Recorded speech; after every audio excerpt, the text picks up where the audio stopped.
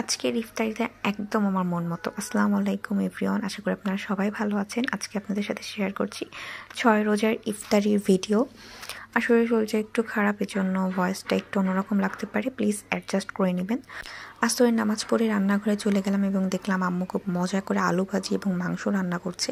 এখানে আলু দিয়ে মুরগির মাংস রান্না করেছে এবং আজকে ইফতারিতে আমার ফেভারিট আইটেম।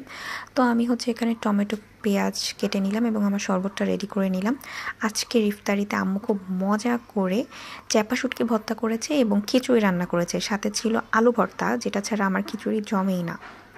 তো এই তো নামাজ পড়ে এসে আমি আমার খিচুড়ি নিয়ে নিলাম। আমি সাথে নিয়েছিলাম আলু ভর্তা, চ্যাপা শুটকি ভর্তা, মাংস, সালাদ এবং লেবু, যেটা ছাড়া আমার খাবার একদম ইনকমপ্লিট। এবং তারপরে আর কিছু খাওয়া হয়নি। মিষ্টির পর তো 1 কাপ চা মাস্ট, এবং মিষ্টিটা কিন্তু অনেক মজা ছিল। আর তারপরে নামাজ কালাম পড়ে খাওয়া দাওয়া করে ফেসবুক আইডিতে একটা ভিডিও এটা শেয়ার করে দেন একটা ঘুম।